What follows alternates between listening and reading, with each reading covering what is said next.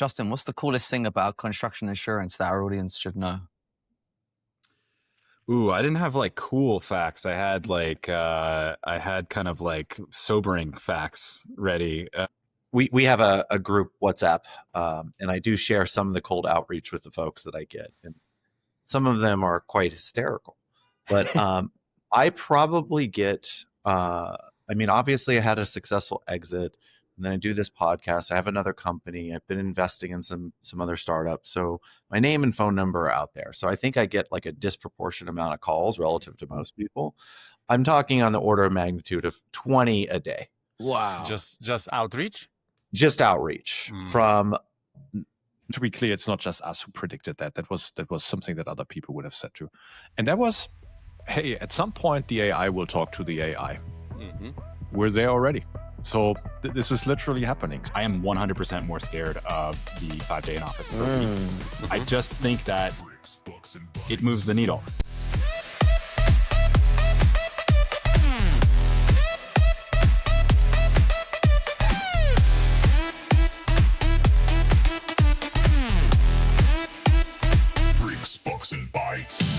Back to Bricks, Bucks, and Bytes. We have 10 minutes till Dustin coffee arrives, so let's get this one over and done with relatively quickly. So for those who don't understand, Dustin's just told us he's ordered a $13 coffee from DoorDash.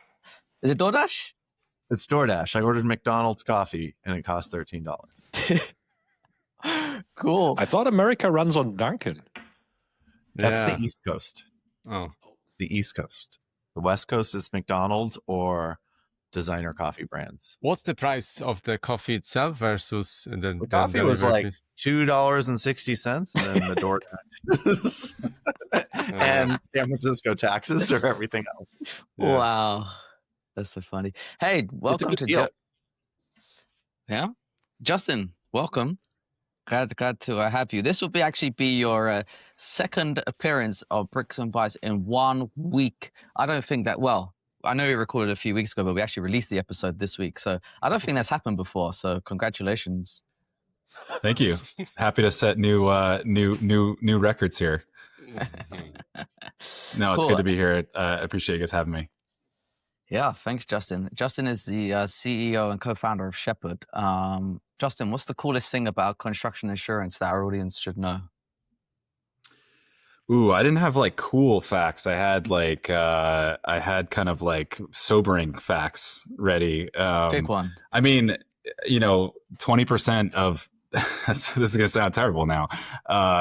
20% of workplace fatalities come from construction in the U.S. and that's a huge driver behind why insurance pricing. Just like one anecdote of like why insurance is such a big driver of so many things, whether it's pursuing new business, whether it's competition in construction. It's still a high hazard. It is probably the most high hazard business that exists, and that's why we think it's so important to innovate within it and make the industry safer. So sorry, that's not a fun fact. Yeah. That's just a fact, but it is true.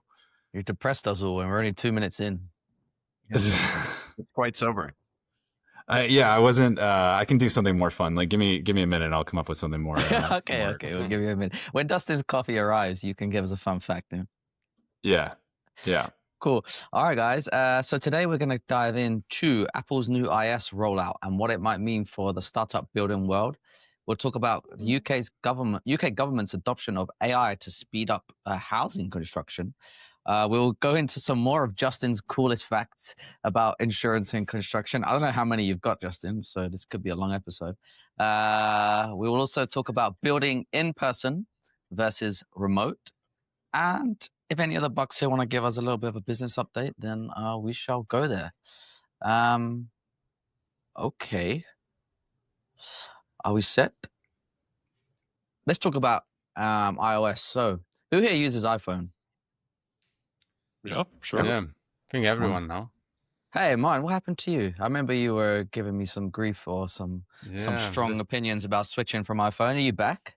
Yeah, I'm back. Google Pixel 9 Pro Fold didn't work more than 4 months. The screen broke, not without dropping it. So, Just It wasn't peer pressure from your friends not liking it? no, I completely don't care what people say about this. I just wanted to see. I was pissed off that Apple doesn't release any innovation within their phones.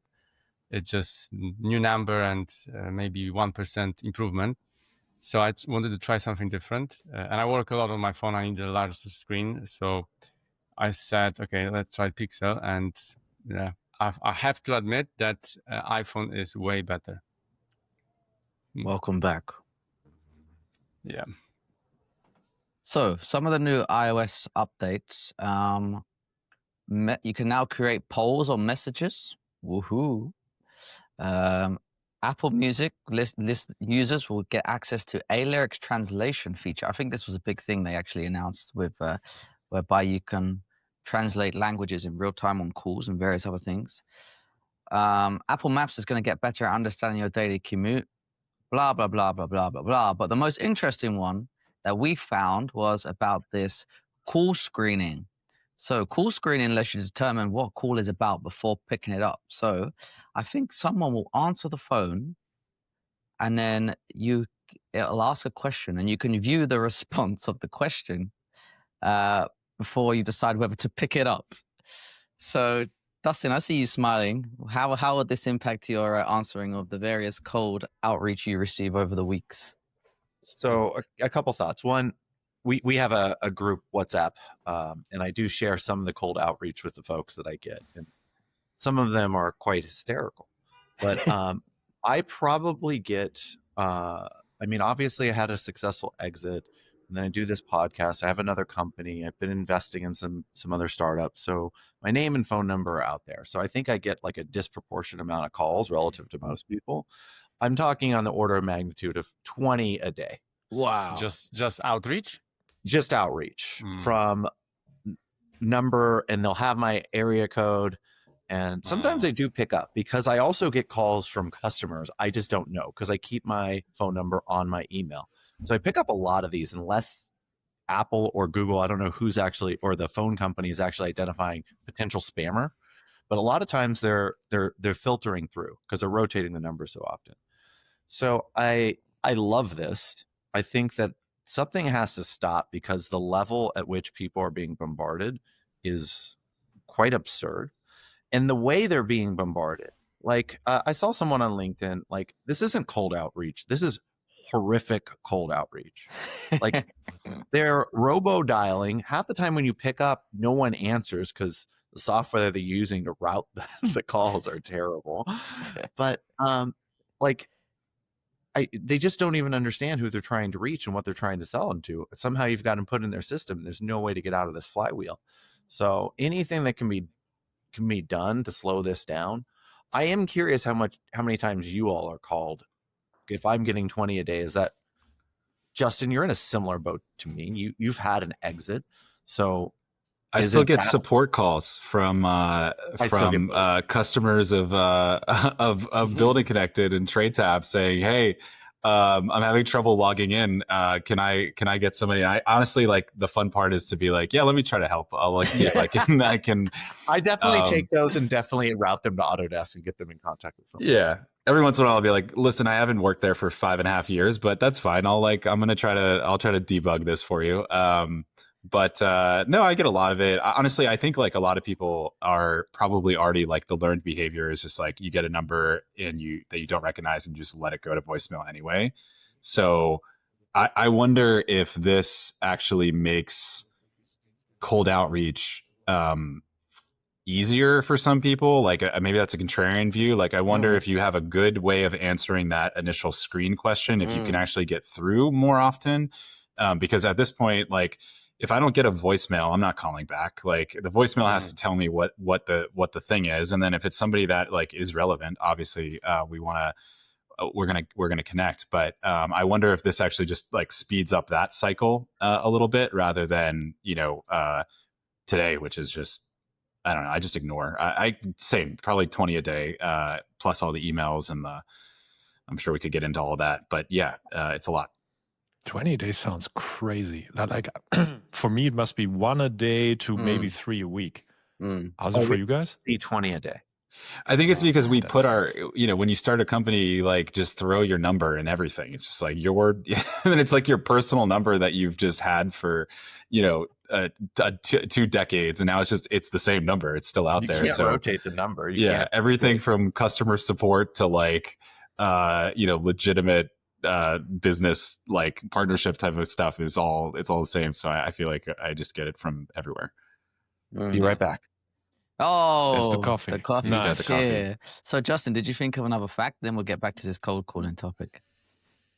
One fact I had, which I think is kind of interesting that maybe a lot of people don't know about construction. Like construction does this thing that's unique, which is they bundle companies under single insurance policies, which is something we call wrap ups.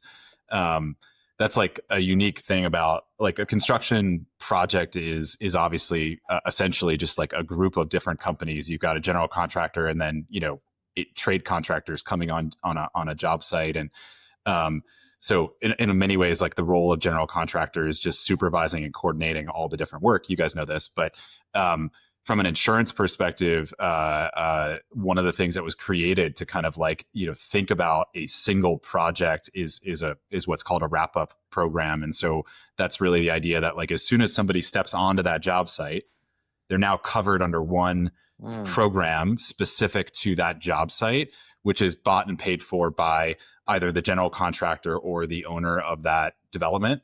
And so if they have an injury, they have an accident, there's something happening like that would not necessarily even impact their own, company level. If they're a subcontractor, it may not even impact their losses. So I don't know, just an interesting fact. And when you get this like consolidation in these programs, you often get savings for companies. So like the reason that this is efficient, the efficiency of that often drives anywhere from like a 10 to call it 30% difference in price for the overall cost of insurance to be delivered. So it's a very efficient, I say very efficient. It is a efficient way that is unique to construction, is this idea of like grouping everybody under a single group plan for one project at one time. So the Nice. difference in prices comes from the grouping and consolidating. Yeah, like one of the problems is like when you have all these different parties, bringing their own insurance to the table and they're all operating in the same place, like you have an incident or an accident, somebody gets hurt, something goes wrong. Now you have all of these different insurance companies fighting each other and saying it was your fault, it was your fault, it was, and there's a lot of like litigation, sorting. And so when you have one program, it just gets rid of that. It says, hey, this is all covered under one thing, and there's a implied cost savings there. And so when we think about the pricing of that, it is something that we like provide a modeling difference for, and so that's where you get the 30% savings. I think in the UK we call it joint names insurance. I don't know if you've heard that term before. Effectively the same. It just stops everyone from like going against each other, like you say. So there's an insurance claim is like one sort of main mechanism to deal with that, as opposed to like everyone trying to sue each other. Because if a contractor does something, then maybe, or say there's a claim and the client wants to claim against the contractor, then the contractor is going to claim against their subcontractors. It like prevents that cascading effect where everyone just ends up in some big row. Yeah, and just like the legal fees that pile up and often become the driver of the cost rather than the actual like claim itself. Justin, for the wrap up policy, does that what all does that include? Does that include SDI? What is SDI? SDI is like basically subcontractor default insurance. So like if a subcontractor went out of business and now they need to be replaced on a project kind of midstream, and the next subcontractor is going to come in and they're going to say, hey, I need more money, or I need like I'm now beyond the original budget or scope of that trade. The difference in cost is a loss, and that gets paid under a policy called sub-default insurance. Mm-hmm. The other mechanism for that is bonds. And so bonds is like what has been used for 100 years, but bonding is very inefficient for a number of different reasons. But no, it's generally like the casualty lines that get bundled. So workers' comp, general liability are largely where that coverage falls. And then typically people bring their own auto insurance to the table. So that even stays kind of separate to that. Mm-hmm. Okay. But even with workers' comp and lost time coverage, I mean, this goes back to your trade tab days, right? Like you need to get the safety history of each of these subcontractors to effectively underwrite the policy. In some respects, yes, you don't always get like the individual company, because there could be, obviously, as you know, there could be 80 different trades on a job site. So you're like, in order to get, and sometimes, when you're writing the policy, most of the time you're writing the policy, the project has not even yet begun. All the awards have not been made. So actually what you're underwriting is the process. You're underwriting like, how does somebody become qualified to enter into this program, more so than actually underwriting each individual. You're kind of underwriting the underwriter, if that makes sense. And the underwriter in this case is the general contractor or the sponsor of that wrap up. Okay. Mm-hmm. That's super interesting. Shall we go back to the cold calling? We'll come back to some more construction just insurance facts later. Justin, do you deal also with like a professional indemnity insurance in any way, or only with casualties? Yeah, I mean, professional lines, it's not something we do at Shepherd, but obviously is like a big, certainly a big component of, the industry, and certainly for any like A&E firms, it's obviously like their biggest exposure. So it's not necessarily like something that would fall under this like idea of a wrap up or bundling things together, but yeah, it's a big part of construction for sure. Mm-hmm. Okay. Okay. Back to the iOS thing. So I just wanted to say that, Justin, you made a great point earlier about people somehow bypassing the screen. I can see some very creative ways in which people are like come up with some nuisance message, which you as an individual find very interesting. Like, yeah, I'll take this call. And then you speak to them and find out it's a cold caller. So I suppose it will help maybe cut some calls, but whether it's super effective, I don't know. Patric, I'm curious, what's your views on this new feature by Apple? So I had two initial reactions on this that I want to share with you guys. One is with regards to my favorite item in a house, my bathtub. And the second one is going to be more about what I think we actually predicted on this show a year ago, if I remember correctly. Let's start with that. And to be clear, it's not just us who predicted that. That was something that other people would have said too. And that was, hey, at some point the AI will talk to the AI. Mm-hmm. We're there already. So this is literally happening. So imagine the implication for companies that have raised hundreds of millions to build outbound sales agents, fully automated. What is the effectiveness going to be of those companies when they actually get gate capped by AI? That's very different compared to the last 18 months, how they grew, right? So perhaps they've basically just been kept in the lawn rather than free roaming anymore. I'm not sure how I would feel if I were an investor in these companies. Now, all of a sudden, I would have to find creative ways how to maintain my value for outbound sales. I mean, is that something that you guys see here? Before we come to the bathtubs, that's the second point I want to talk about. So Patric, I actually was at a Norwest Ventures, which is my biggest backer. They did our Series A. They had a huge event 2 days ago, and I was talking with the CEO of one of their portfolio companies, and I was talking to one of their partners that advises all the company on sales. He's previously ran sales for Salesforce, Ariba, and like 3 publicly traded companies. And we had a conversation just on this, on the effective ways to go to market today are changing very rapidly. And this seems like it's just going to accelerate that. Our approach with Edify is moving much more to content and user raising their hands than it is to outreach, which is completely contrarian to what I did at Building Connected, which was primarily outreach driven. But we were in a stage where there wasn't so much white noise.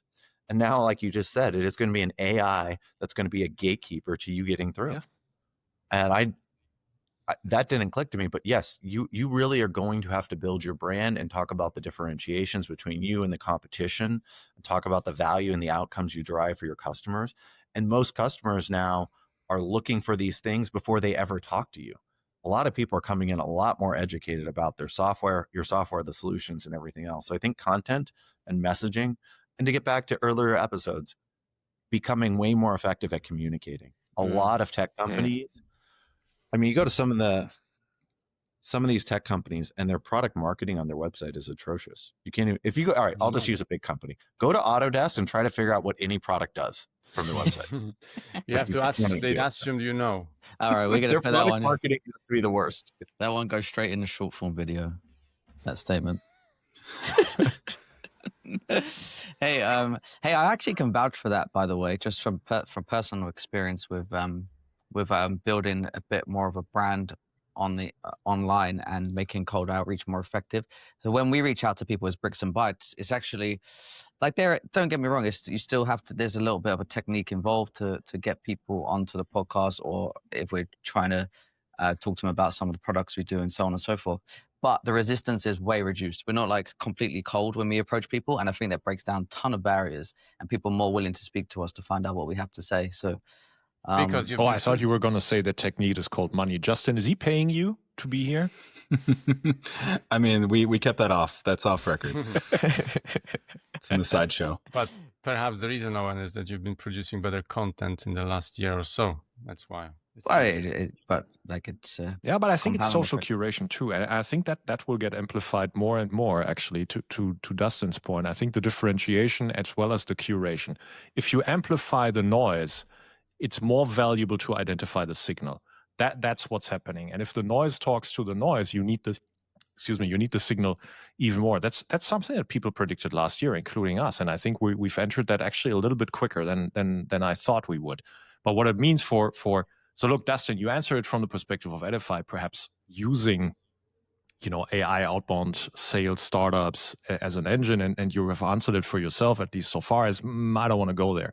But imagine now what it means for the company that raised 150 million and scaled to maybe 150 million in ARR. What's the ARR going to be in 6 months from now? I do wonder. Yeah, and if you can scale that quickly, the half-life of that company is equally as quick, right? Because those are obviously high risk of churning accounts, right? So you're constantly needing to fill the pipe and in order to just replenish the coffers. Hey, Justin, what's your experience with cold outreach in 2025? Do you engage in much of it? Do you have other channels? I know we spoke about this on Bricks and Bytes, so. We do. I mean, like our team does cold outreach. I mean, email I think call? like both. We have assignments. Like, it's not as cold though as like I would say, pure like SDR style cold outreaches for us. I think like we, for the most part, like these are people that have had some touch point with Shepherd because they've, they're connected to these are mostly brokers that we engage with. So it's not as like, I would say not as cold as it could be. But yeah, I think it's, I think for the most part, we are, because it's relevant, like it is customary for a broker to receive calls from a carrier like us, and it's important for them to like have those engagements. So, it's something that like if we're chasing somebody to get on the phone, like it's not just like, hey, I want to just prospect with you. It's we do work with your colleague in some form or fashion because like they have, large organizations. And so there's a relevancy there. And I think most of the time we ultimately connect. Whether we end up doing business with that person or not is sort of another story. But so yeah, we do it, but not at the same, like it's not like even what, Dustin and I used to do together at Building Connected. Like those are, we're taking lists and we're like teams are dialing all day, like that's their job, and we don't do that here. That's just not like a typical motion for our type of business. Very good. We did have the best cold outreach flywheel engine of all time. It was amazing. Wow, Building Connected. Building Connected, we would ingest, because of our sub product, our subs actually forward us everyone not using Building Connected in order to manage all of their bid invites in one location. So we had a project graph of every project in real time in commercial construction across the United States and Canada. And we knew what GCs were using what software to invite subs to bid. And that was the powerful list that SDRs could just reach out to. Yeah. Super effective. That is powerful. Very nice. Before we move on Dustin, do you want to share one of the messages you received this week or not? You don't have to. Don't feel You the want me to pressure. read a poem? Yeah, oh yeah, go for it. This was really good, actually. If you can find it. I can find it. Hold on. I have to say, out of all cold reach attempts, this one really did catch my personal attention. I think it's worthy of a response. Okay, so the poem goes, "Hi, Dustin. I'm Megan from XYZ Company. I wrote you a poem. In San Francisco, where dreams take flight, Dustin leads Edify, shining so bright. With cloud-based magic, they estimate with flair, cost modeling wizards beyond compare. But spreadsheets are tricky, and they cause quite a fuss. Ditch them for XYZ Company. Join the trust. Together we'll streamline, make projects a breeze. With safety and savings, let's conquer with ease." Lovely. But she lied in the first sentence. She said, "I wrote you a poem." She did. She prompted you a poem. Yeah. Well, you never know. Wow. I will give them. They get 2 stars instead of like 1 star because Did you respond? I wouldn't bother giving. no, I shared it with you all. It's incredible how many cold outreach emails begin with "I'm sorry." Like, "I'm sorry to bother you. I'm sorry for Just say what you want. being in your inbox." It's like, if I'm running any company where we're doing cold outreach, and the opening line of any marketing message is "I'm sorry," like, you've already lost. It's not even. But it's incredible. Like, I could filter just based on that, and it would filter probably 30 to 50% of the cold outreach that I receive. And I just think that's crazy. They may as well just send you an email that says, "Hi, Justin. I'm sorry. Regards." Yeah. "I'm sorry. Please don't read this." Outreach. Do you ever do this? I maybe I'm really twisting the head, but like when they call me, sometimes I pick up and then they are trying to give me a sales pitch. Do you ever like coach them? I'm like, I've heard this before. I could greatly improve your sales pitch. Like you're approaching the situation. You've all got too wrong. much time, man. No. Hey, what do you call that complex where is that helper syndrome, Dustin? Is that what it is? I do that in interviews, to be honest. Like, we've had interviews, and I definitely feel, and a couple of people on our team now do that too. It's just like, "Hey, can I just stop you right there? Like, this is not a fit, but like, let me give you like some advice, feedback." And like, some people take it really well, and they're like, "Hey, nobody's ever said that to me before." And then other people, and my hope is that they take that into their next, and they like get some, job, and then they look back and they're like, "Hey, I was screwing this thing up, and somebody finally had the guts to just tell me." Other people get like really upset, they just hang up. And so, but I never with the, I don't know, with the sales calls, I'm just like, I gotta go. It's too much. I think that's awesome of you too. But I would do that if I see in the person that they will be deserving of that. So there's like not only the potential, but also the mindset to actually adopt change and to continuously grow. And to be honest with you, not a lot of people display that actually, or at least put that forward. So kudos to you guys. Patric, you have, I remember you saying on here a few times before, you have, I think it was you can correct me if I'm wrong, but you've actually, when people are pitching to you, like not cut them off, but said very early on that we're not the right people for you, or whatever it was. Was that you? That happens to me like 5 to 10 minutes in. Yeah, I do that. Wow. I mean, I want to be respectful, but also I want to be transparent. The VC experience that founders get is absolutely atrocious, like across the board. It's terrible. And I do empathize with that because I get a similar experience with my investors, right? I can tell stories about that. It's even more opaque, but whatever, not to complain. So I can completely empathize. And in the end, everybody is just trying to make the best fit in the least amount of time, and fit comes with different dimensions, whatever the fit is, but in the end, that's how you maximize ROI in fundraising. So I feel it's my responsibility and my obligation to the people I interact with to actually help them establish that fit in the least amount of effort. Yeah. I think that's just fair. Justin, I'm curious on the VC front. I'm sure you get a lot of cold outreaches as well from VCs. And yeah, I actually think some of the VCs cold outreach emails are pretty pathetic. They love to reference, we love investment in construction companies. And then like you have some obscure companies, and I'm like, maybe that qualifies in the broader prop tech sort of ecosystem, but nothing to do with what we're doing. And they did also, a pre-IPO SPV in WeWork. yeah. And then it's also like, Justin, I'm curious about your thoughts on this as well. Like me, I've already raised a Series A. My next venture investor, I'm not looking for someone with necessarily construction tech experience. It's not what we need. I don't need more fundamental understanding of construction. I'm looking like, what do we need to build this into 1,000-person organization? And so highlighting, like, a better tactic to go from an A to a B and a C is highlighting how we come in and help you operationalize things. Like, it's missing the mark. Like, I don't care what your construction portfolio is. I would if maybe you were if I was raising a seed round and it was my first investment capital. That would make a lot more sense to me. Okay, we can make some introductions, but anyone who touts their Rolodex to an entrepreneur, I think misses the point. Rolodex is finite. You have to build scalable, repeatable processes. And so I see a lot of VC outreaches that I'm like, it's not good. Is this outreach from senior people, general partners, or more like juniors? Mostly the associates. Yeah, I think that's like the problem. Cold outreach is cold outreach then. Yeah, it's. I think the problem is like, the cold outreach does come from associates in a lot of cases, and then like what I'll see often is like an associate will do like 2 or 3, sequenced emails, and then the partner will come in on the 4th one and be like, "Hey, Justin, like, just so you know, like, I'm on this too, and like I would like to meet you, whatever."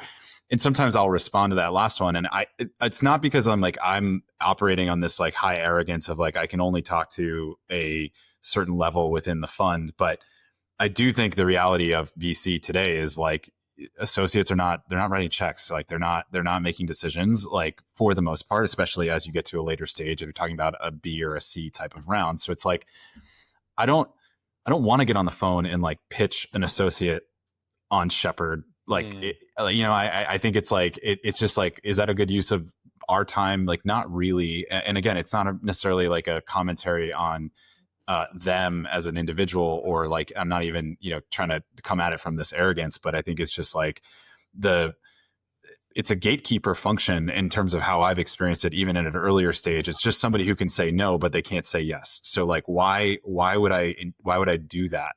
Is kind of like what founders, I think, learn. So I don't know, like I get a lot of color which I just ignore. And then ultimately sometimes like, it'll escalate, and then somebody that is more relevant, and then they'll personalize the email a lot better. And then it's like, okay, we'll connect.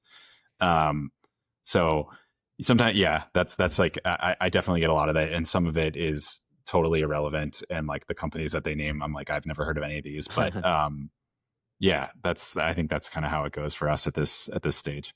Do you think that these emails are copy, paste, adapt and send, or are these like really bespoke emails? No. Like they're like, hey, I'm blah, blah, blah from blah, blah, blah. We've invested it. This is our stage investor. Like we've invested these companies. And then at the bottom, it's like, I've been doing a lot of work in InsurTech, and I like noticed Shepherd. And that's the like, okay, this is just like plug and play. What I'm curious, Justin and Dustin, therefore, what makes it attractive for you as builders of fantastic businesses when a VC, like, how does a VC get your attention? Like, is it more you knowing who to speak to? Is it network based, or have you actually ever received some kind of direct and cold approach where you thought, you know what, this is someone that is interested and is worthy that I would like to speak to? Dustin, you want to go first? Sure, I can. Well, I mean, it changes over time depending on where you are in life and your track record. So like early on when I was doing Building Connected, I didn't know a single VC. So I would take a meeting with anyone just because I was trying to build a network and trying to calibrate the differentiations between partners out there. Like, until you are exposed to a lot of different venture investors, how do you actually know what good looks like and bad looks like, and who can provide value? So I think today I'm not looking to expand my network. I'm fortunate enough that I've raised a lot of capital over the course of my life over multiple rounds. So I've also been turned down by most investors, but I think most investors would say I told my story and I executed on what I said on my previous companies and my current company. So that builds a track record that I can always go back to them with. Yeah, so I'm looking now. I've worked with bad people and good people. I'm looking to build a really long-term business. So I am actually, like, I don't want to raise capital for the next 18 months. So I'm actually starting a process of, hey, who would be the right investor, and indexing on who I think would be the most complementary from a board component to not get in the way, to help manage the uniqueness of our business, to help level us up. And none of those things have to do with like what companies they're involved. It's more like who they are and what values they believe. So I'm trying to qualify a lot on values. I'm just now kind of starting this process where I probably have a list of 20 or 30 venture funds that I think would be good. I know some partners there. So now it's more about like, who's going to be the right fit. Nice. I think I'm very fortunate right now. I'm sure Justin can elaborate more. I think like the best connections have come from, like, honestly, founder references. So like we have I think good network of founders that I've gotten the pleasure to know, and I think usually like a good investor will find a way to sort of get connected to somebody that I already have worked with, or sort of just a friend or somebody that I know, and when it comes from those people, like the warm intro is just a 10x better. So most of the like investors that we've raised capital from, they started with a 1-line email like, hey, like, hey, I just like caught up with so and so, like, want to meet you, and we got together and had coffee or went for a walk, and that's how these things started. And obviously, it's simple. Like, to me, it's the same thing. I think it's inverted too. Like founders, it's hard, like, but I think finding a way to get a connection to an investor through somebody who has a relationship and making that intro is not as hard as sometimes people think it is. Like you can, spend a little bit of time and try to make that intro warm, and it just changes, obviously, your ability to get in front of the right people. So I just feel like that's been the common thread. When we did our seed round, Natalie from Spark Capital drove to my house and we went on a walk. Like that was how we got to know each other for the first time. So, and then, similar with Costa Noah, who did our Series A, like Mark Selko's GP over there was just 2-line email, like, hey, like, I know, so-and-so, we're mutuals, like, let's get together. I want to talk to you about Shepherd. So simple stuff, but like creating referenceable relationships is to me the way to do it, or at least the best way that I've kind of been able to navigate this.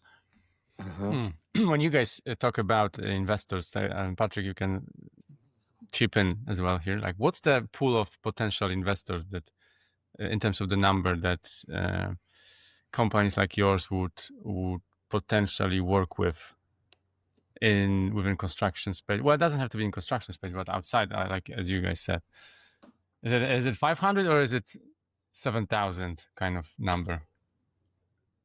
For us, we fall into, like, InsurTech is kind of like a subset of fintech. So anybody that's in fintech, I think, is like a potential investor for us. And similar to Dustin, like I don't index super heavily on the construction specific, because like it's not where I feel like I need, a additional network per se, or even like kind of like help in terms of navigating the industry. Like it's the industry that I feel like I've grown up in and spent my career in. So fintech, it's big. It's, probably that's probably thousands of investors out there that would do fintech. And then InsurTech is a little bit of a filter, like who likes InsurTech. There's a lot of people that come into InsurTech.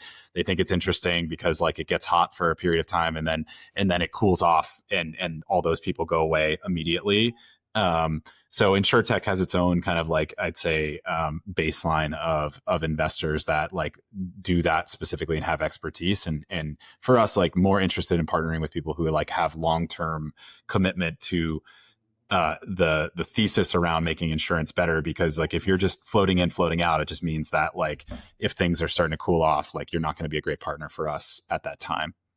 Mm-hmm. It must make pitching Shepherd a little easier if they have insurance experience, InsurTech experience, because I understand the dynamics between the carriers and the brokers and Yeah, we've been able to bring in some strategics too to kind of like be that layer as well. Like our primary investors are more generalist funds than they are specialists, but they do have investments in the space and have points of reference. But I like having a generalist fund because I think it provides a different perspective that we want.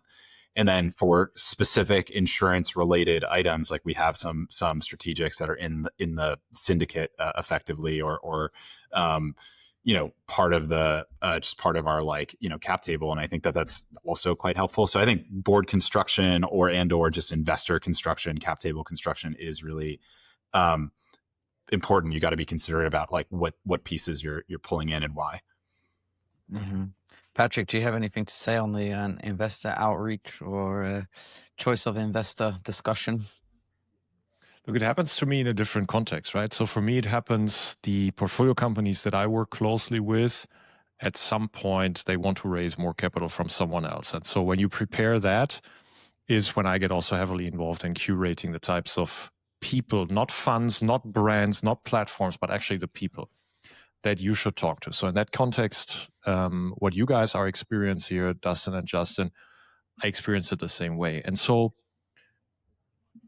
unfortunately, almost no founder has a good sense of the taste of VCs. And that is because most VCs do a shit job of actually communicating their strike zone. It's everything and nothing. Most VCs are very, very poor in communicating that because they fear that closing doors eliminates optionality. That's actually very wrong, in my opinion. Because if you have alpha, you should communicate that alpha, and it makes you, if your alpha is a Series A lead in a vertical insurtech, I would want Justin to know that so that Justin doesn't even have to rely on a serendipitous founder intro. Great that it worked out, and it very, very often happens to be that way. But in the end, the best way how I can actually distribute myself as someone that has a strike zone, I should actually make sure that Justin knows that from the outside in. But very, very few investors want to do that, both publicly as well as in private conversations, because they feel it closes doors. Then there's a lot of investors who actually don't even know what their strike zone is. If I gave you the number, you wouldn't even believe me. But I'm telling you, it's 99%. Okay. It's 99%. So that means when I go with my portfolio companies thinking about, hey, who's actually the best person in the capital stack? It's not brand, it's not platform, it's not AUM, it's not country, it's none of that. It's actually a person that has communicated a strike zone to me and I can curate for my portfolio company. And sometimes it's a specialist, sometimes it's a generalist with a strike zone. Every time it could be something else. But it all starts for me with actually understanding what is the taste and the strike zone of a specific person that is ideal for this company. And then the answer to your question, Martin, is 5. It's not 500 or 7,000. It's usually 5. 5 people that really would be a fantastic fit for each other.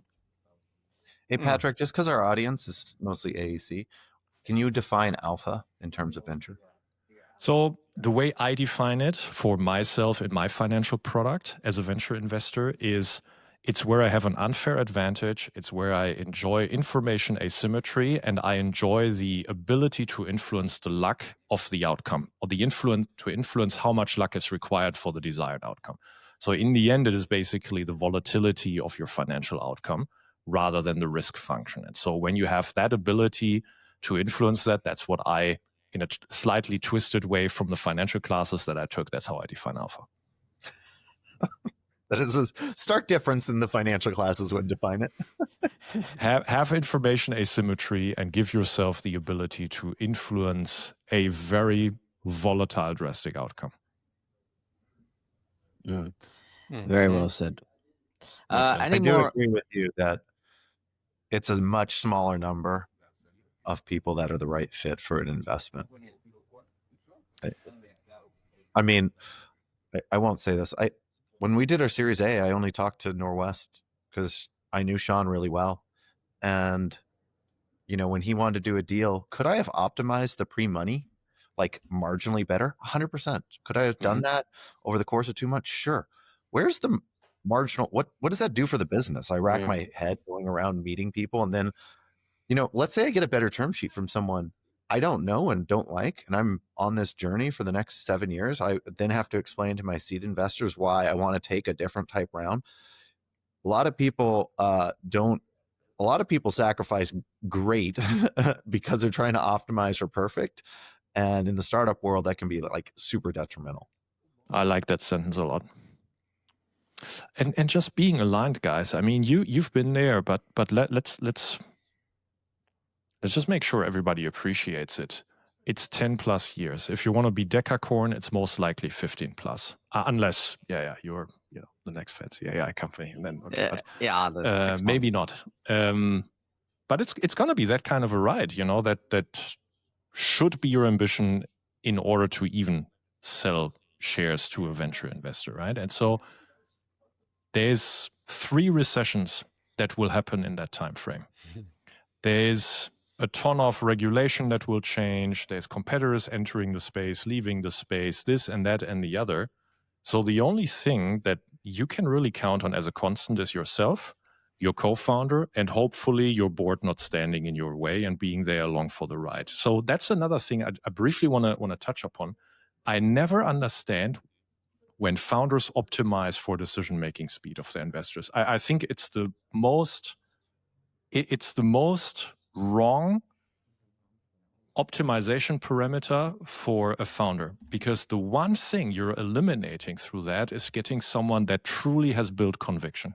Unless they come with pre-existing knowledge and pre-existing relationship, then I understand that. But normally, if you cast a set of people that you want to get to know and you want them to be on board for a long, arduous, adversity-ridden journey, you want them to have conviction, not shoot from the hip, isn't it? So curious how you guys think about that, but that's something I never understand.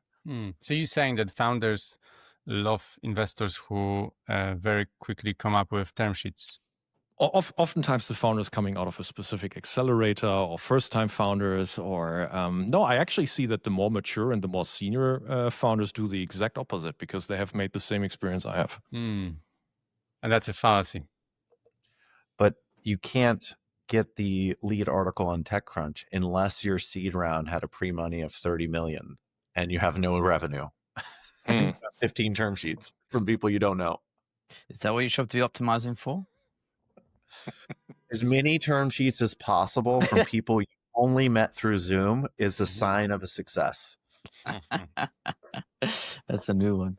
Shall we move on from this kind of like a cold outreach umbrella? But I think we skipped over one point. Patric, you mentioned bathtubs earlier, and I know we have mentioned it a few times here. So do you want to just explain where you were going with that? I'll just make it quick, guys. So sorry, thanks for bringing that back.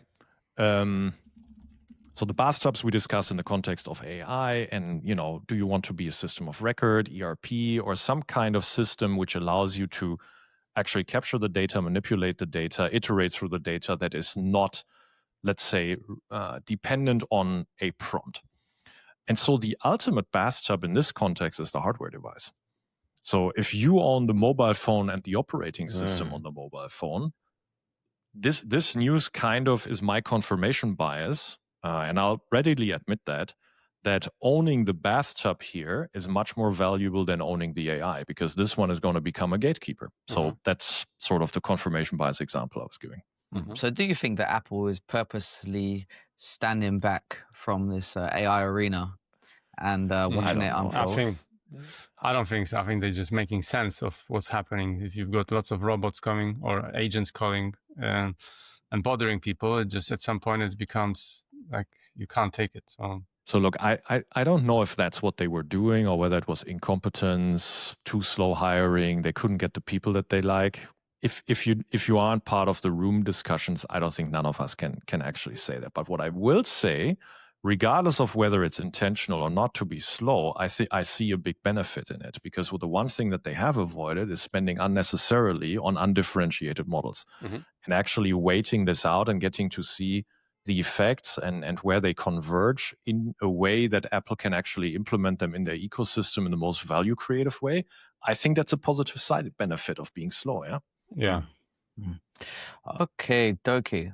Let's move on. I was going to do this UK government AI, but I think it's good as we've got other subjects to cover here with Justin. So, Justin, 5 days a week in the office. Oh, we had a debate. Maybe I should preface this. We had a debate last week about whether the 996 hustle culture is acceptable within the startup and in particular venture community, enforcing this mindset on people. One, so what's your opinions on that? And two, when we when we had you on Bricks and Bytes, we discussed that you are specifically a 5-day-a-week in office company.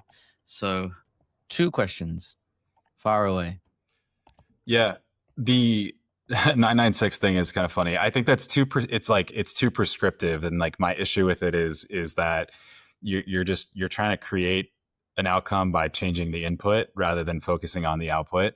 To me, like if you have ambitious goal setting as a company, which is what every startup should do, then all of the like that's the outcome you want is the ambitious goal. Everything else fills in behind that. And so what we find is like people work big hours when they are motivated and excited about what they're driving towards, what the goal is.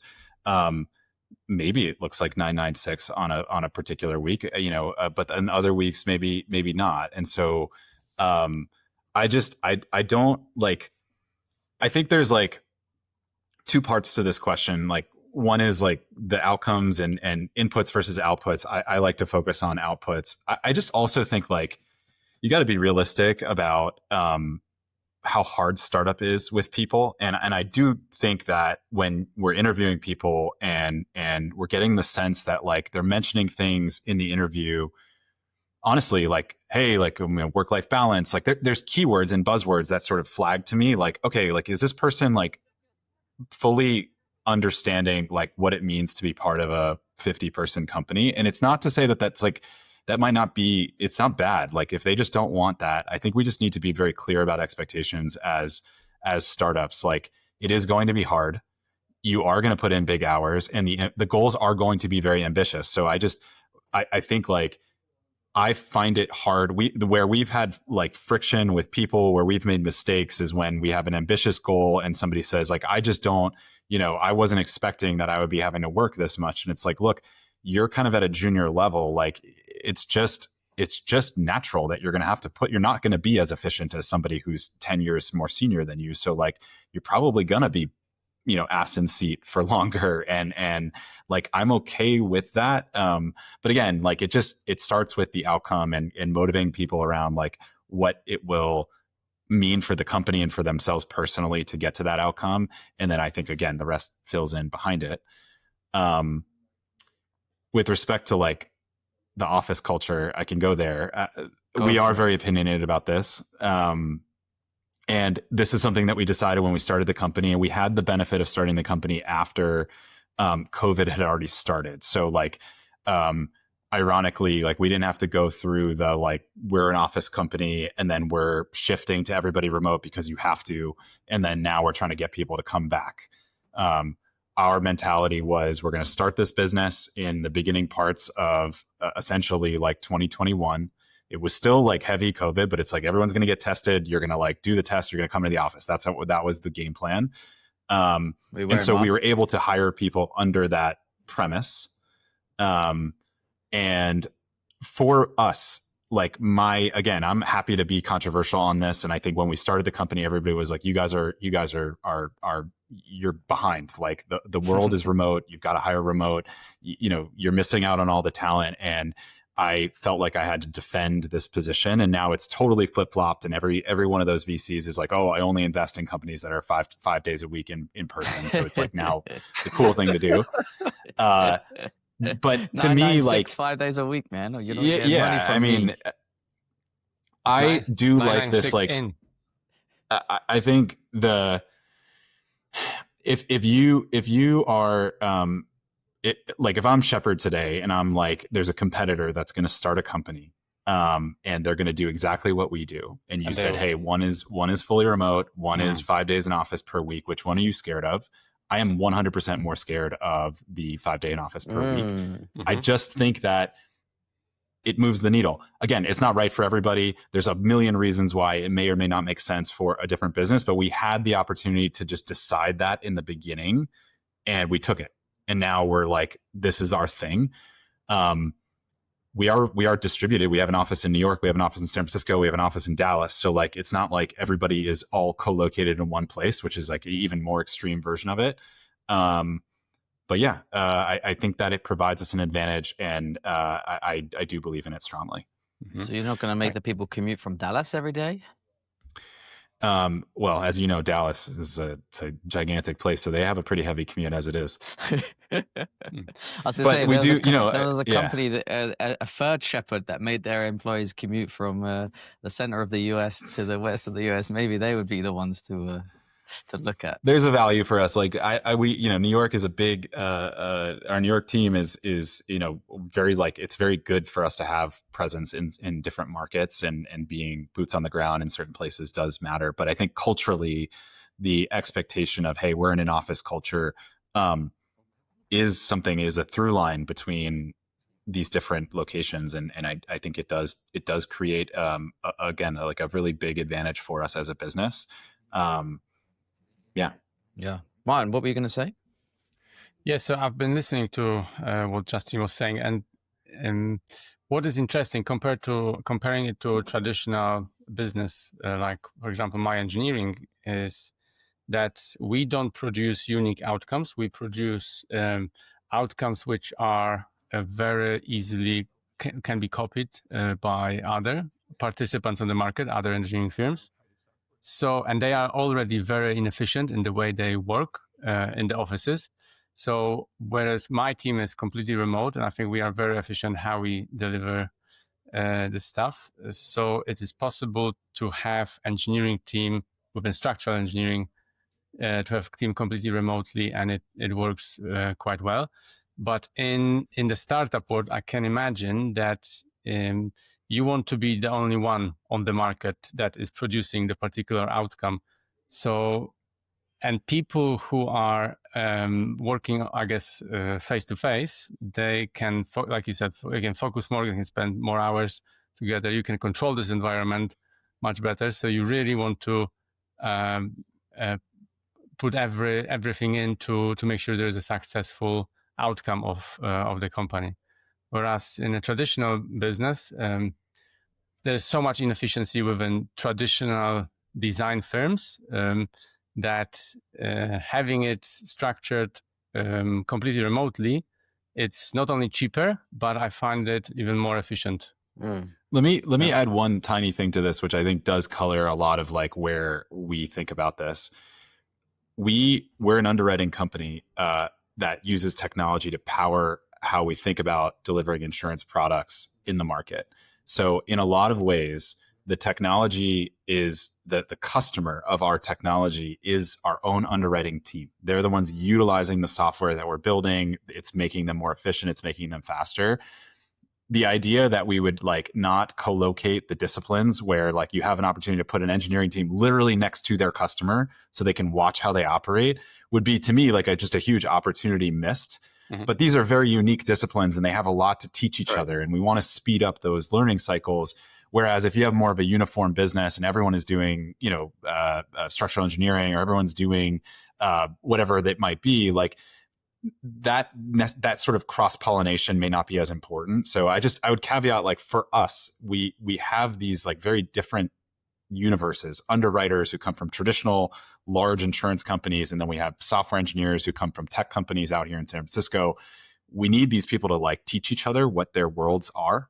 And obviously doing that in person, we think is incredibly easier. Yeah. Dustin, how about Edify? You guys are remote. Yeah, we're completely remote. Look, in an ideal world, yes, I think that a business is more effective when you can get in-person time with each other. In the world we live in today, sometimes that's not practical. In our instance, my co-founder's on the East Coast in Boston, I'm on the West Coast. So rather than us trying to force ourselves or one of us relocate, which would have been extremely problematic, we thought we could execute with Edify being a completely remote team. There is a lot of benefits. I think where you suffer the most, and this is where you need to invest a lot in, and I think this is why Justin's situation is quite unique. Our customers are all over the country. So the fact that your customer is actually your team makes a lot of sense to have those product people right next to each other. But our customers are all over the country. And so when we want to do customer sessions, we're going to be traveling anyway. So if we want to get, we do a trifecta model where there's an engineering lead, a product manager lead, and a product design lead, and we want to have them go sit down with customers, they're going to be traveling for those things. But I think where you miss the most value, and I think I've said this before, is like internal conversations where you want to do brainstorming and like air out some stuff and just do some ideation. I hate doing it on Zoom. I hate doing it without a whiteboard. I hate doing it like you can't, it's really hard. And maybe we're all conditioned through the environments we grew up in so maybe I'm conditioned that these things in person are really great. And so I have trouble getting over that. But like, I just really think you end up with better results when people are in a room working through a problem than when people are on calls working through a problem. And that's one of the areas I think you invest more in, is flying people around to meet up, which you're also not paying for a lot of real estate. So Yeah. you can afford to do it. I just think from a company culture perspective, it is easier to have a more cohesive, tight team when they're actually able to physically interact. You can make some friendships, some lasting friendships. I mean, Justin, I think everyone knows this story. Justin started a company called TradeTap. We bought it, Building Connected. But like the Justin I was with at Alexa 2 nights ago, actually at that Norwest event, because she just joined Mike Power's company. And that the team we had there was really special. Alexa said something that almost every other person has said to me. She's like, I've been looking for another company like that because it was such a great place to work. And so I think that's one thing that's going to be really hard to replicate remotely. So I do think a lot of companies that start remote will start building little pockets. Hey, we got 2 or 3 people already in this area. Why don't we hire 4 or 5 from there and see what we can do? That way they have like, a 10-person office. And so you might see companies, and I think Edify will end up like this, with a bunch of little micro offices, which kind of like a hybrid approach. Interesting. But to your point on the meetings, that it's more effective to brainstorm with whiteboard physically in the office. I think, yes, but until you change the habit. So if the habit is to have it a physical meeting in the office with people, that's the habit. But I'm sure there are ways to do very efficient meetings, brainstorming sessions, also online. It's just a matter of finding them and keep doing them, and you become better, and everyone kind of gets the idea quickly. Yeah, that's at least I found, because I've always been, when previously unemployed, always meetings in the offices, But since 7 years ago, when I started my business, we went straight away remote. So yeah, I think I learned pretty well how to make things efficient. So I think it's a matter of time and practice. I feel like there is a big disconnect between often the people who are most, I want to say, qualified or most able to be productive or even more productive remotely are the ones that you actually want to co-locate with, folks that are newer and often younger in their career, and the ones that you want them to learn from the most. So you come away with this like, well, yeah, like this, I could hire this senior person but they really want to be remote or hybrid. And I'm kind of like, well, yeah, like you would be helpful for the company, but you're also like, we're going to miss out on the opportunity for you to kind of really influence the team and the people that want to learn from you the most. And I think that's like the challenge. And we often will meet somebody and we're like, yeah, this is a really good fit. This person is a like bar raiser for the company. Yeah. But I would agree. I think that's where you get, you gotta, I think for us, it's been an area where we've had a lot of like had moments of certainly like hiring. It makes hiring harder, no doubt about it. People want to have more flexibility, and we have flexibility. We have work from home as needed. We have PTO and all the normal stuff. But there's some people that just come in and like, I need to have a hybrid, schedule, and it's 3 days in, 2 days out for me, and we have to pass on those people, and that's tough. But I still feel like it's the right net outcome for us. For me, my best ever boss was obviously when everything was in person, and he literally used to sit with me 2 hours, like an hour or two every day, and taught me most things he knew, and also like working etiquette, like how to write a good email, like these soft little things you don't think about, but now I still use day to day, and I think I would say so myself, can structure a pretty good email if I need to. So all of these things, I fear that people coming into the workplace, if they are very junior and perhaps of a younger demographic, and I'll probably massively stereotype here, but you're obviously you have perhaps less financial commitments in your outside world, which means you're probably into more of instability, I suppose is the word, whereby you're just not going to pick up on like how to be a good worker as opposed to well, I think the reality will very quickly check these people. So I think this is a bias of the past, actually. I think it's a matter of just finding the right ways and measures how to make things efficient and everyone happy, and that's the ultimate goal, really. I think, well, ultimate goal in the sense that if people are not happy, they will leave. So yeah, I have a question for Dustin on this, because I feel like one of the things we had at Building Connected, we had a big floor of salespeople, and all the inside sales was basically co-located. And one of the things that I thought that really influences, like, people literally would hear each other on the phone, and they would hear how the best operated and sold the business.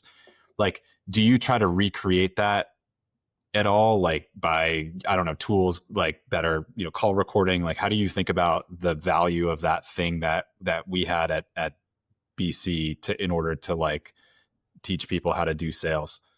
So when we choose to build out an outbound motion, which we're not doing right now, that will 100% be in a location. And here's why. And it was actually, even before you asked that, I was thinking about some of the implications of some of the things I'm doing kind of unconsciously. But like, when you have an office with leadership in the office, it does enable you to hire less experienced people because there's more supervision around them. And I actually have been hiring more seasoned people being fully remote. And maybe this is a bias, but because I trust them a little more to be productive on their own and autonomous. I think it is bias. Well, I've also employed many people that are under 30 in their first year in jobs, and I kind of know what they do because I used to do it. Yeah, exactly. I think that was the point I was trying to make earlier. You said, but at some point, I think at some point it's going to come out. What's the productivity coming from particular person? So, but obviously, if you want to be very efficient, you don't want to waste time on figuring things out if someone is productive or not. Yeah. Hey, Patric, do you have any thoughts on remote work? Not the most qualified to answer that. I'm 100% remote. My team is 50% remote, but that's, business model dependent. And I do think, though, there are, let's say, negative indicators when you should not consider remote that I would at least be able to have a strong conviction on.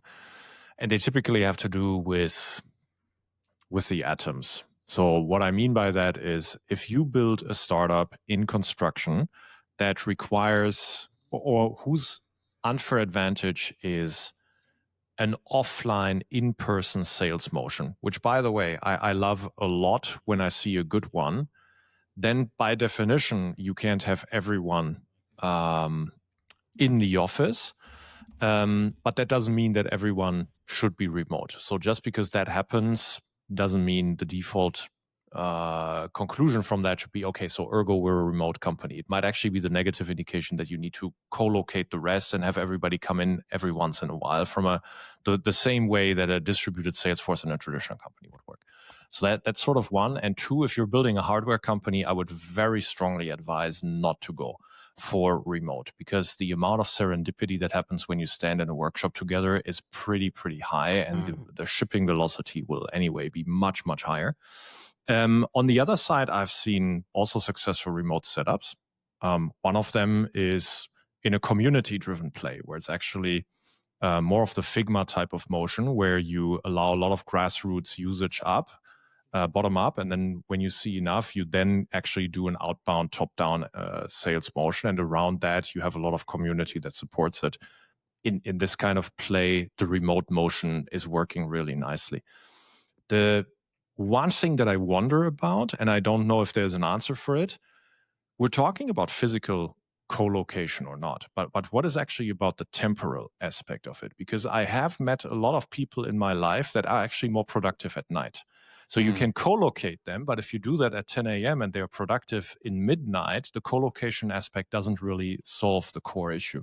So I think there's an element to solve for who's the best, giving people the best, let's say, conditions to succeed, but also what does the organization have to look like? Not every superstar needs to be in your organization, because you might not actually benefit from them as much. So a little bit of a philosophical thought, but I think an interesting question once you bring in the time factor. Yeah, people have also families and their own businesses in a sense, like things that they do right in their free time. So they want to optimize around that, and it makes them happier, I think. And which is also fine. I mean, I used to have a colleague who was a theoretical physicist, coder, and sort of he did a lot of data science back in the day, etc. This guy was unusable before noon, completely unusable. But he peaked in his personal, just whatever it was, body rhythm, etc. Midnight, and when you force him to actually work the whatever 9 to 9, maybe you wouldn't have gotten peak performance out of him ever. And I think there's more people like that than we imagine. Yeah, for sure. It certainly is. Yeah, great points. Okay, let's go into more interesting facts about construction insurance. Justin, I'm so sorry. I literally sent you a WhatsApp message like, bring some interesting facts about construction insurance. So I got one for you. It's okay. I'm ready. You're I'm warmed prepared up now, so we're gonna get like right into this.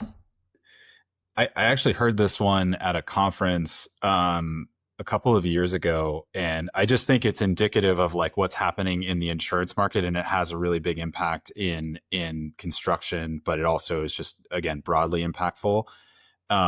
If you just look at losses, property related losses, so generally speaking, we're talking about like catastrophic events that are driven by weather, so like extreme weather. If you go back to 2019, the annual loss value, so how much property loss are we experiencing in the US, was like anywhere from $40 to $50 billion a year. It's an enormous loss. Fast forward 5 years later, we're well over 100 billion in annual loss.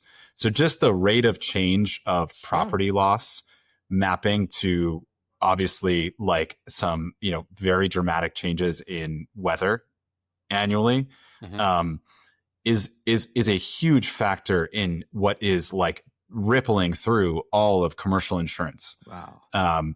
And whether it's property insurance for construction companies, which is something called builder's risk, which is a product that we just launched, which is coverage for a building as it's being constructed. And you have, again, weather related, wind, hail, fire, all those risks matter, during the construction phase, and often are more prevalent, or completed, property. So just, again, something in its operational phase that is just a building or a large commercial space. So, I think what happens when losses are pacing like that, like 5 years, doubling the annual rate of loss, like it's almost impossible for insurance companies to keep up with that in terms of rate.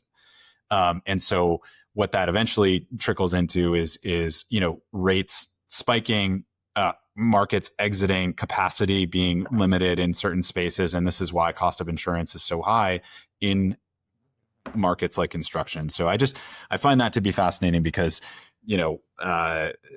it's dramatic. You know, the extreme weather that we see on the news, the like 100-year flood, like all that stuff is happening at a much faster pace now. It has a Climate huge risk impact. does exist in the US?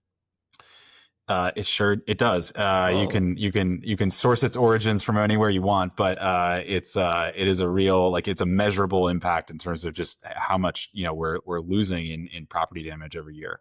That's Justin, just to It's throw a nature little, damage. I'm going to do this.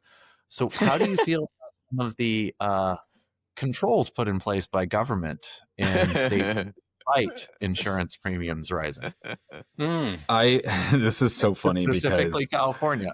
we are literally at the doorstep. We've been waiting for final approval for this from the California DOI for almost a year, and I am now scared to say something that is going to ruin that.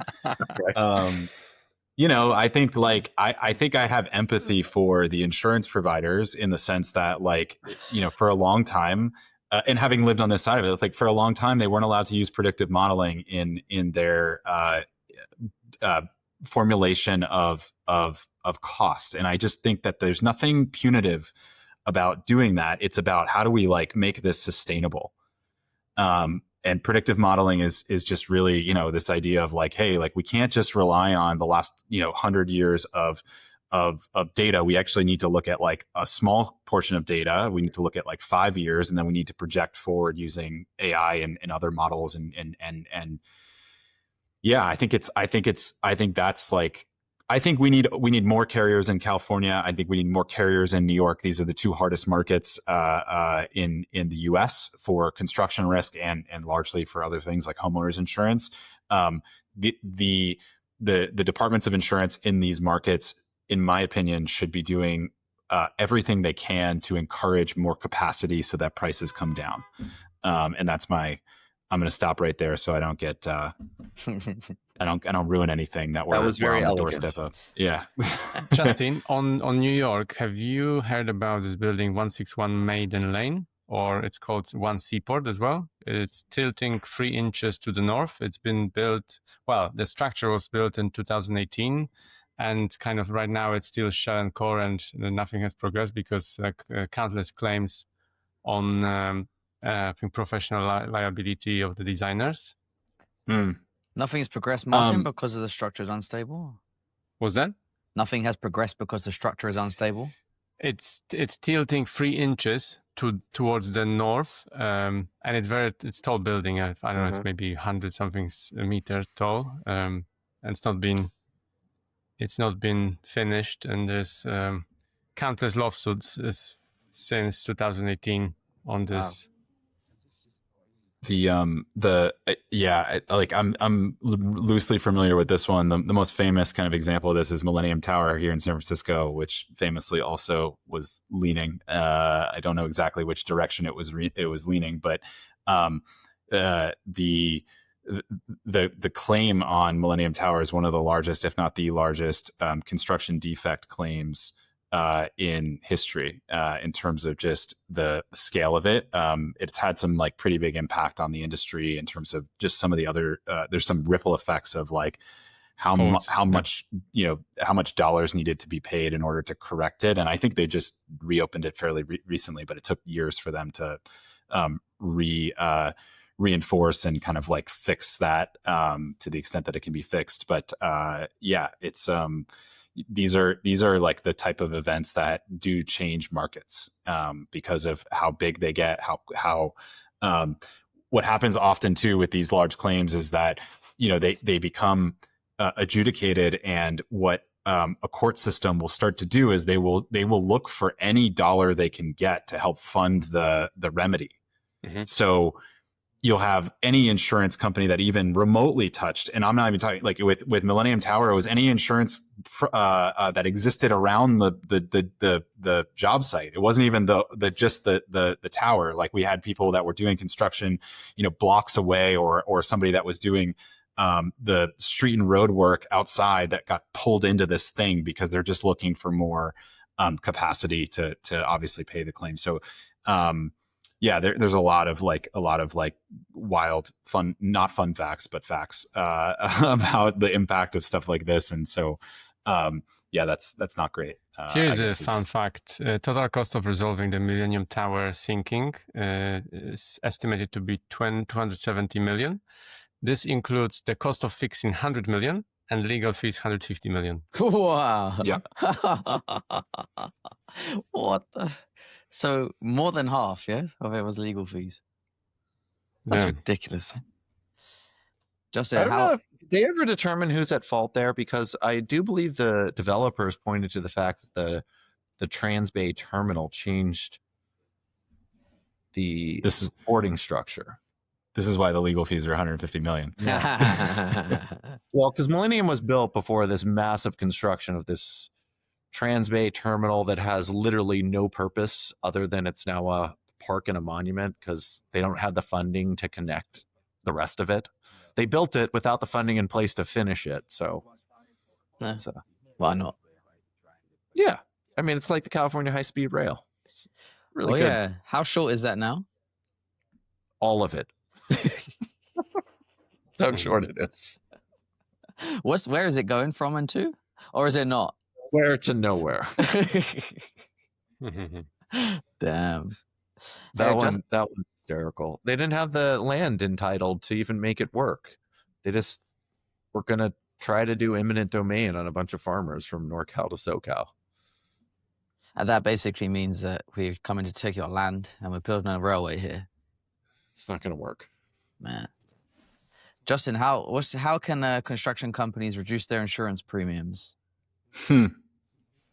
That feels ripe for a Search plug. for alternative providers. Yeah. I mean, we obviously so the for those that don't know, I mean, the core thesis of Shepherd was like, we want to encourage and incentivize customers to adopt some of the leading construction technology solutions that exist in the market today, because we think that they are going to make businesses safer and produce higher quality products. So we reduce their cost of insurance in order to create that incentive. Wonderful. So to me, contractors, I think what is very cool about the insurance market in construction is that you get this synergy of outcomes and things that align really, really important interests with financial interests. And that's always that's always an exciting thing. So it actually does matter to be safer. You don't want your workers to get hurt. You should get better insurance rates as a result. And so if you can invest in technology that makes your job site safer, you should have an advantage on your rate and your cost. We want that rate and advantage to then lead to more business and to growth and to revenue and some of the things that would basically drive a business to invest further and continue that flywheel. So the more that we study the value of construction technology, we view it as an enrichment to an underwriting process. So, you have all the sort of basic components of what goes into pricing and effectively coming up with a rate for a particular type of contractor or their business. And then now we at Shepherd, we enrich that submission with more data than other carriers would. And that gives us a different insight into the risk. It makes us, in some cases, cheaper. And in other cases, it causes us to lean away and say, this isn't for us. We can kind of influence things through incentives. And that's what's certainly kind of the core of what we're doing here. Justin, I want to ask you about this because I think it's super interesting. I would say if I were to put a hypothesis together, the companies that are embracing technology and investing in technology generally are investing in building processes around how they do business, and therefore probably are more safe on average. And the companies that are more ad hoc, like every estimate is an Excel spreadsheet, they're not investing in their PM tools, they're just getting the job done in the cowboy fashion. And I would think there would be a strong correlation. I haven't looked at their EMR scores relative to how much capital they spend on software, but I bet you there is a correlation on EMR scores to capital expenditure on software, because you build SOPs across your organization and there's methodologies to way you do business. Are you saying that you look at their entire software portfolio and say, this is an indication of a company that has at least procedures in place to effectively manage the project? Yeah, I mean, we see a direct correlation between adoption and claim frequency as an example. So the more that you adopt certain tools, PM tools is a good example, Autodesk, Procore, et cetera, the greater adoption, the more likely that you're going to have less claims on average per dollar of volume that you put in the field. And that's just like actuarial view. Like there's nothing subjective about that. So, you could easily extrapolate that to like, how much you're spending on software. We don't look at the entire, like, we don't know.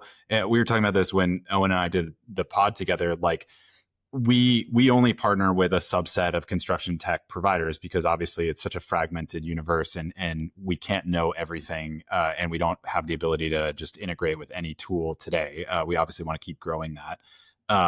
But so that's where we've sort of indexed on the bigger, more broadly adopted products. And almost always when we see adoption and usage and breadth of usage go up, we see claim frequency get better. We see claim severity get better. So the average cost of a claim goes down.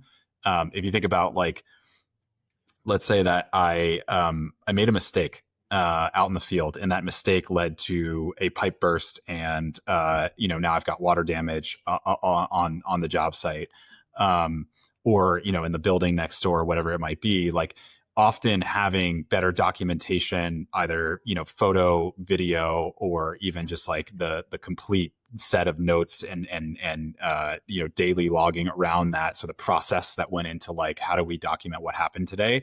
All of that leads to like a faster outcome for that claim because there's less finger pointing and there's more streamlining of an understanding of the fact pattern behind the claim. So the severity goes down, and you extrapolate that out, and it leads to some big outcomes. So yeah, the short answer is yes. We see a direct correlation, and our job is to help facilitate and educate that back to the clients, and then partner with the companies that are providing the software and say, hey, this is like the easiest thing ever for your CSM team. Like, go tell your client how important this is, and we'll keep making their insurance premium cheaper. Justin, what's your business model? How do you make money? So Shepherd is we're structured as an MGU, a managing general underwriter. So like we basically have gone out and built capacity agreements with large insurance balance sheets, and just like think of a lending company that is lending and providing underwriting services on behalf of a large bank, and the bank is saying, hey, I'll pay you to do the underwriting because I really like your model, the data that you use, your go-to-market motion, all that stuff. So it's the same for insurance. Mm-hmm. We have insurance companies that are willing to pay us to do all of the go-to-market, sales, marketing, the underwriting, the servicing.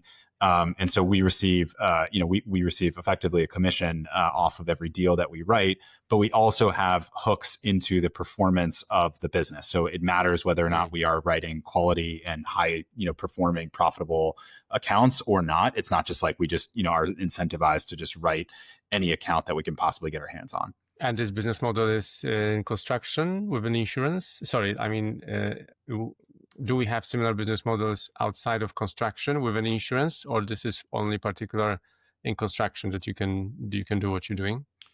No, this is just like an insurance model. We're in the midst of like expanding outside of construction for the first time here in year 4, which is going to be a big bet that we make. But we feel like the core value props that we deliver in construction are very applicable outside of construction. So think of any other high hazard industry. We just hired somebody to lead our energy practice. So thinking about renewables, power generation,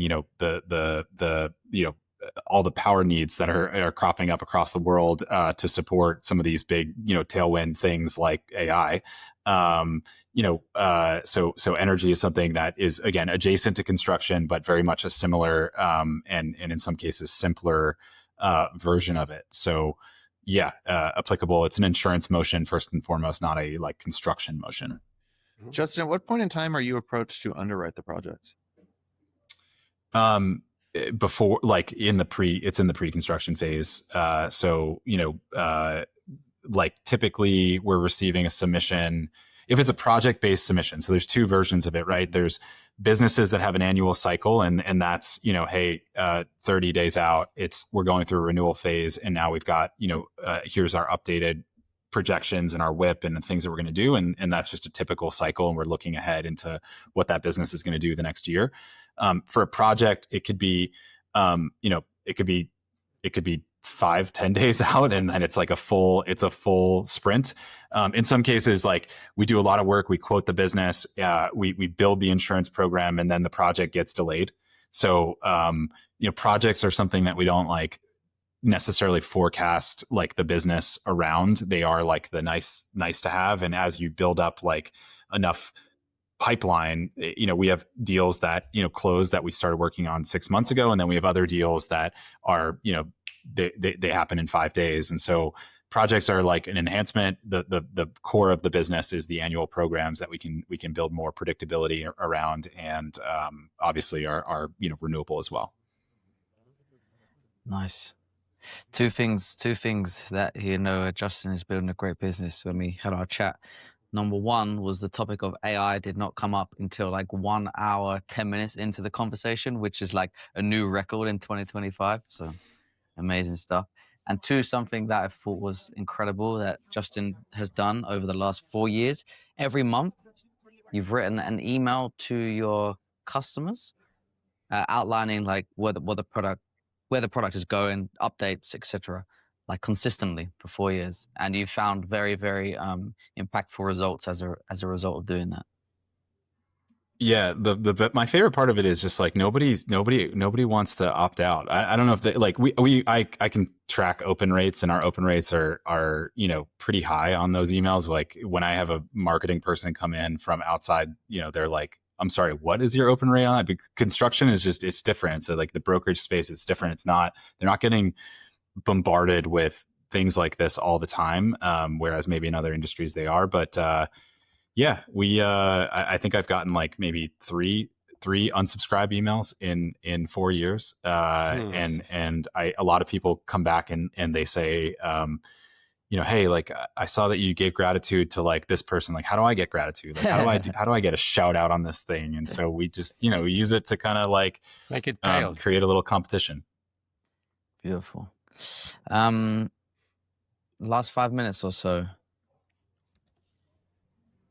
What's everyone working on right now? Martin? Well, just after this, I will be working on tomorrow's interview with Snapshot. Oh yeah, very interesting. Yeah. In person in London. Oh yeah, Altaf is in town. Yeah. We have booked the studio with Altaf. We were doing a day-ish of recording with him for a new product release. Never met him. Their product looks cool. Come tomorrow if you want. Fly in. Leave now? I think I'm going to stay here. A long flight. Patric?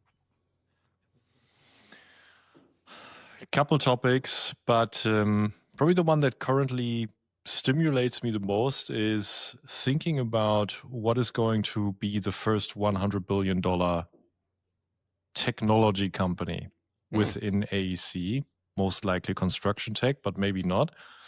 And just thinking about what will it look like and why? Why were you thinking about it? You must have been inspired by something. Yeah, it's my bank account that I worry about. So, no, look, I mean, it's okay.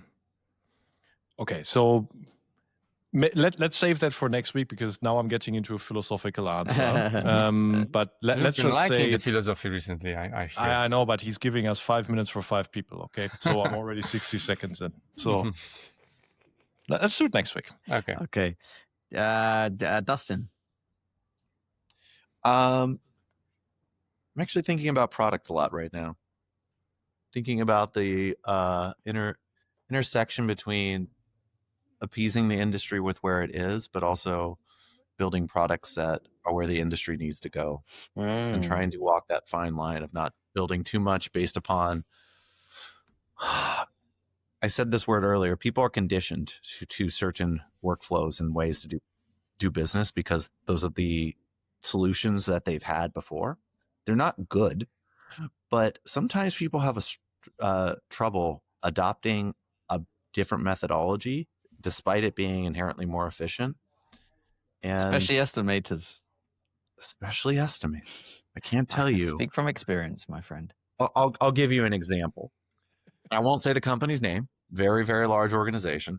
They did a RFP. We presented, and I talked to the gentleman about the RFP, and they're like, "Okay, the variance of Edify scoring was you are the best and you are the worst." I'm like, "Well, what was the worst?" And they're like, "Well, people just really didn't understand all these new things." I'm like, "So we're the worst because they don't understand something new, but we can do everything that you are currently doing, but we can do it also in new, innovative ways."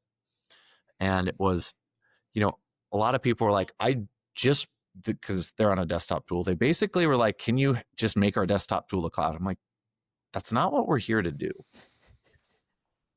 Because the reason the desktop tool is the way it is because you can't take advantage of a lot of the cloud architecture and some of the things that we can do. And it's just an interesting line.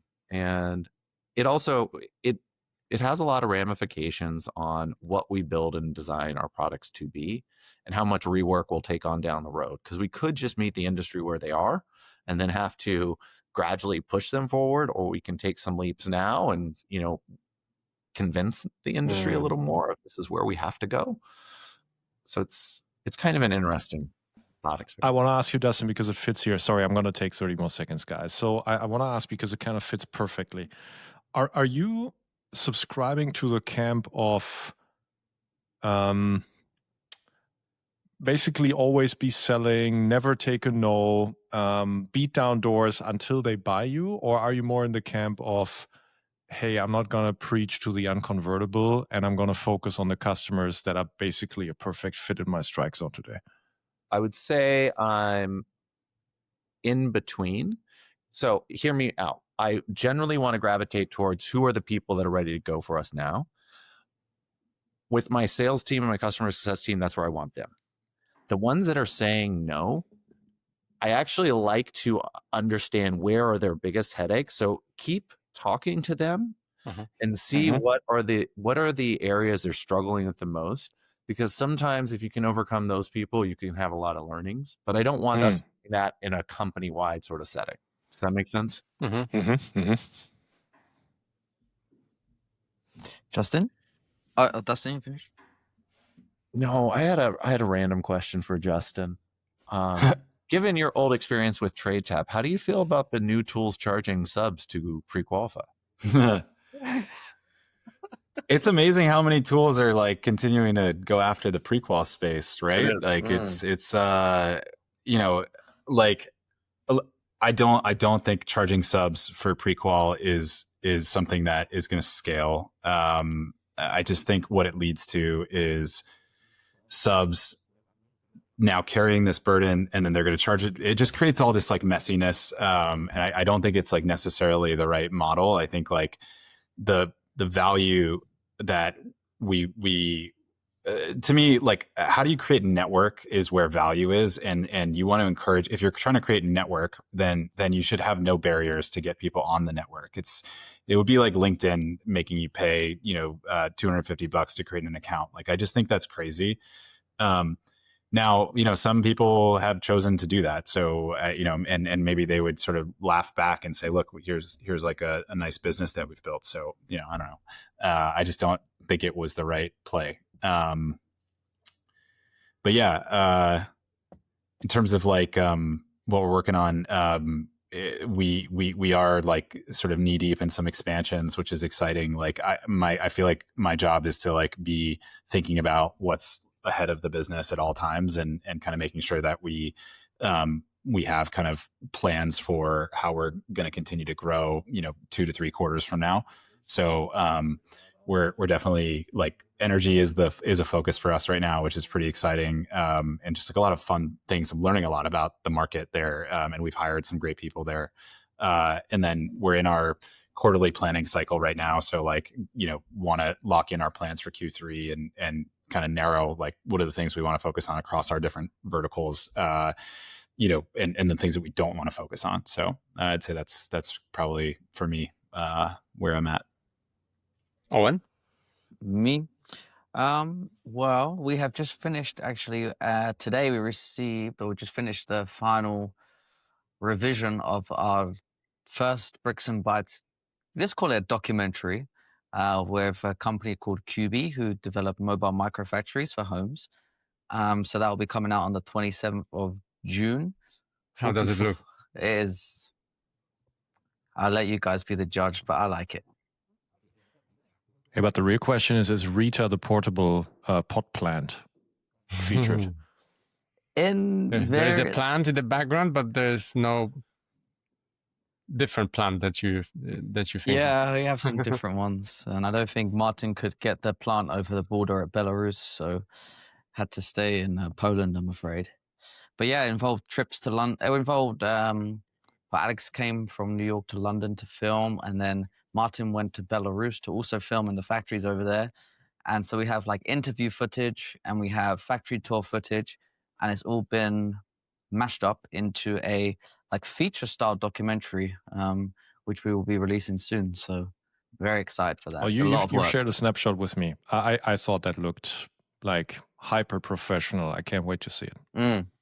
It's very good. Thank you. Exciting for us. Okay, guys. Thank you so much, Justin. It's been a pleasure. Enjoy the newfound fame this week and next. Good to see you, man. Yeah, it's good to see you guys too, Dustin. Always great to hang. Yeah, we'll catch up in real life. Cool. Thanks, guys. Good luck, guys. Justin. Bye-bye. Cheers. Bricks, bucks, and bucks.